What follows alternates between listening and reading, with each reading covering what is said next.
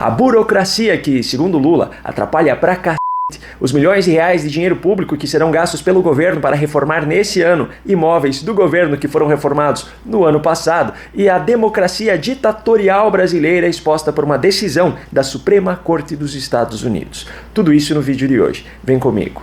Lula participou nesta terça-feira de uma reunião do CONSE, o Conselho Nacional de Segurança Alimentar e Nutricional. Ao fazer a sua fala, primeiro ele fez propaganda do projeto de lei que ele havia assinado no dia anterior para os participantes da reunião. A gente criou uma nova categoria de trabalhadores no Brasil, chamado trabalhadores autônomos com direitos.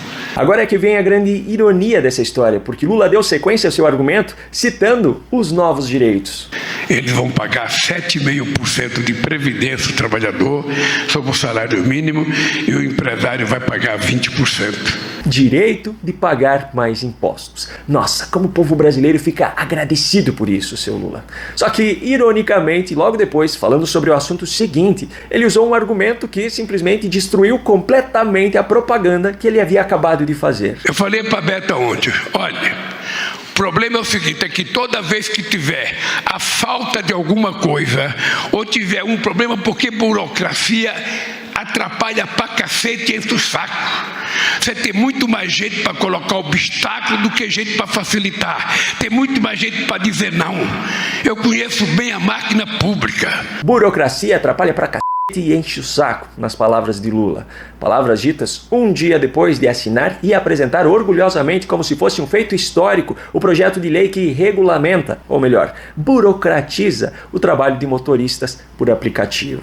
Palavras ditas um dia depois de apresentar o projeto de lei que pega aquilo que era tão simples, tão prático, tão funcional e impõe novas regras de jornada de trabalho, regras de remuneração, cria sindicatos e, é claro, cria novos impostos. Lula, no fim das contas, tem razão. Burocracia atrapalha pra cacete e enche o saco. Só que o governo dele é o maior exemplo negativo disso. Aliás, não apenas atrapalha pra cacete e enche o saco. Esse projeto de lei apresentado ontem é ruim para as empresas desses aplicativos, é ruim para os motoristas que trabalham por aplicativos e o reflexo disso, obviamente, é que passa a ser ruim também para os usuários finais, pois na melhor das hipóteses, se esses aplicativos continuarem funcionando no Brasil, o preço que o usuário final paga pelo serviço será bem mais caro. Mas é bom para o governo. E para Lula é isso que importa. E por falar em impostos, em hipocrisias e em benefícios apenas para o governo, novos gastos milionários de dinheiro público estão previstos para novas reformas em imóveis presidenciais. Imóveis nos quais já foram gastos cerca de 27 milhões de reais no ano passado em reformas, móveis e decoração. Eu fiz um breve comentário sobre isso dentro de uma sequência de argumentos ao participar ao vivo do Hora Notícia dessa terça-feira. Veja só. E a terceira hipocrisia que eu quero citar aqui é o fato de que, mesmo criticando os pagadores de impostos, na prática o dinheiro do pagador de impostos está sendo usado para quê? Hoje eu me deparei com a notícia do Diário do Poder que a presidência gastará 20 milhões para reformar imóveis da presidência, sendo que no final de 2023, em dezembro, já saiu matéria que o governo gastou em 2023 27 milhões de reais em reformas, em imóveis, em decoração para os palácios, como é o caso do Palácio do Planalto, da Alvorada, do Jaburu e da Granja do Torto. Onde são essas reformas previstas agora em 2024? Palácio do Planalto, da Alvorada, Jaburu e Granja do Torto. Ou seja, um governo que diz depender do povo para arrecadar impostos e gastar com a estrutura do governo. E com viagens. E com viagens. Bem lembrado. É. Lembrado. Também desse programa de ontem eu trago mais um trechinho, porque ele vai nos levar ao terceiro e principal assunto desse vídeo, que é algo que aconteceu nos Estados Unidos, mas que expõe a democracia ditatorial que nós vivemos no Brasil. Na última segunda-feira, dia 4 de março, a Suprema Corte dos Estados Unidos decidiu por unanimidade que a restrição imposta pelo estado do Colorado a Donald Trump é inconstitucional, permitindo assim que Trump dispute as eleições normalmente. Eu vou comentar sobre a repercussão disso no Brasil, só que antes eu trago aqui os comentários feitos por Lili Pacheco, analista política brasileira que mora nos Estados Unidos e que falou no programa Hora Notícia de ontem sobre a situação de lá nessa semana. Então, obviamente, a Suprema Corte Americana se manifestou um dia antes da super terça, porque hoje é um dia, assim, muito estratégico. São 15 estados, se eu não me engano, né? Não, agora já foi para... vão ser 16. Estão sendo 16 esse ano. Então, Por que a Suprema Corte se manifestou um dia antes, já declarando que é constitucional o Trump participar e que é inconstitucional os estados tirarem o nome dele das células, né? Porque tinham estados que iam participar hoje da super terça que queriam também replicar essa gracinha aí que o Colorado fez, que Illinois tentou fazer, chegou a fazer e depois reverteu, e o Maine também chegou a fazer. Então, para garantir os direitos constitucionais de Donald Trump, a Suprema Corte se manifestou. Vale lembrar que 6 dos juízes, dos 9 juízes da Suprema Corte, foram indicados por presidentes de direita, presidentes conservadores, e apenas 3 de esquerda. Mas mesmo esses 3 também votaram a favor de Trump. Foi uma decisão unânime. E, inclusive, esses estados que tiraram o Trump das cédulas alegavam que o Trump infringiu a 14ª emenda da Constituição americana, que prevê que, se você está envolvido em insurreição, insurrection, né, você não pode concorrer para a presidência. A gente teve aqui um 6 de janeiro, algo muito semelhante ao 8 de janeiro no Brasil, e eles botam isso aí na conta do Trump, da mesma forma que querem colocar na conta do Bolsonaro. Os juízes já declararam que isso é inconstitucional, então ele vai concorrer. Pois bem, após essa decisão da Suprema Corte americana em relação a Trump, 2 matérias publicadas aqui no Brasil sobre isso descrevem perfeitamente um retrato da visão da esquerda brasileira e também expõem o quão, ironicamente, é ditatorial a nossa democracia.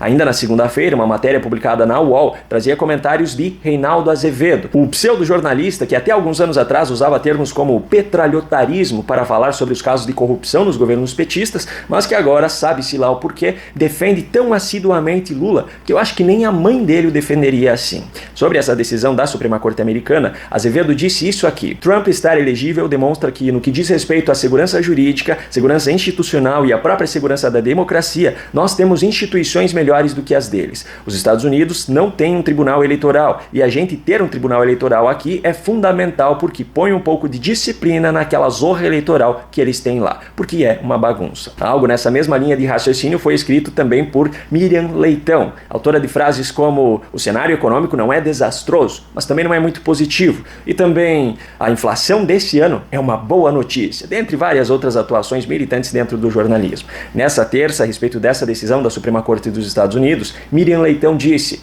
a democracia norte-americana mostra sinais de fraqueza ao não barrar avanço de Trump. Olha só que curioso, na visão deles de democracia, a justiça deve barrar a candidatura dos seus opositores. O que lhes dá trabalho é uma caça por qualquer motivo que, através de algumas manobras, possa justificar essa inelegibilidade. É basicamente uma pescaria em que se joga o peixe em busca de uma isca. Mas eu sei que, diante dessa minha fala, qualquer bom esquerdista levantaria o argumento: ah, mas Lula foi impedido de disputar a eleição em 2018 por conta da prisão. E a resposta para isso é muito simples. Há uma enorme diferença entre o caso de Lula e o caso da inelegibilidade de Bolsonaro, por exemplo. Os crimes de Lula foram julgados na justiça comum, inicialmente por um juiz que passou por concurso para chegar ao seu cargo, como é o processo natural. A inelegibilidade de Bolsonaro foi um julgamento na justiça eleitoral, composta por ministros que chegaram aos seus cargos através de indicação, seja para o STF, para o STJ ou ao próprio TSE. Além de Alexandre de Moraes, o atual presidente do TSE, dos outros 4 ministros da então composição do TSE que votaram pela inelegibilidade de Bolsonaro, 3 receberam indicações de Lula. Carmen Lúcia, que foi indicada ao STF por Lula em 2006, Benedito Gonçalves, que foi indicado por Lula ao STJ em 2008, e Floriano Marques, que foi indicado por Lula ao TSE em 2023. E aí, coincidentemente, eles votam pela inelegibilidade do maior adversário de Lula. Que surpresa, né? E eu não preciso nem colocar na discussão aqui a atuação política de ministros da Suprema Corte brasileira, o STF. Ministros que anulam condenações, que pedem investigações, que escolhem julgamentos, que tomam decisões monocráticas, coincidentemente sempre de forma muito conveniente para certas pessoas. Mas tudo isso já é de conhecimento de todos. Voltando ao assunto da inelegibilidade, agora encaminhando essa análise já para o final, outro retrato perfeito da relatividade da democracia deles, e talvez esse seja o melhor exemplo disso, é a mudança completa de discurso de Gleisi Hoffmann, a presidente nacional do PT, em um período de apenas 3 dias em 2023. No dia 3 de julho de 2023, no plenário da Câmara dos Deputados Deputados, Gleisi Hoffmann fazia um discurso comemorando justamente a decisão que tornou Bolsonaro inelegível. Inelegível porque não respeita a democracia, não respeita as instituições, não respeita as regras do jogo. Quem não respeita as regras do jogo não pode continuar jogando. Só que exatamente 3 dias depois, no dia 6 de julho, em uma entrevista ao vivo ao UOL, quando o assunto era as punições recebidas pelos membros do seu partido, como foi o caso do impeachment de Dilma Rousseff, como foi o caso da prisão de Lula, entre outros, aí a conversa já mudou completamente. Aí a justiça era injusta. Essas pessoas deveriam estar livres para serem julgadas pelo povo nas eleições. O PT sempre disputou na democracia, sempre disputou na política. Se cometeu erros, tem que ser julgado pelas urnas, não por um juiz como esse, que foi julgador e que tirou o PT do jogo no tapetão, como tiraram a Dilma. Então isso aí não vale. Relatividade, conveniência, mau caratismo, dê o nome que quiser. O fato é que essa tal democracia tão defendida pela esquerda brasileira, de democracia nunca teve nada. Antes de encerrar o vídeo, só quero lembrar você que, atendendo ao pedido que eu já venho recebendo há muito tempo de uma plataforma alternativa onde este conteúdo seja disponibilizado também e que ofereça uma maior segurança em relação a possíveis censuras, servindo, portanto, de ponto de encontro para os inscritos aqui do canal, caso esse canal aqui, mesmo nunca tendo violado nenhuma lei, venha a sofrer algum tipo de censura, agora eu compartilho esse mesmo conteúdo que você vê aqui também na cos.tv. Através de uma parceria muito bacana em defesa da liberdade de expressão, nosso canal já foi aberto lá na plataforma bem recentemente e já tem vídeos disponíveis rodando normalmente. A você que já é inscrito aqui no canal, que gosta desse conteúdo e que não quer ficar sem ele em uma eventual censura,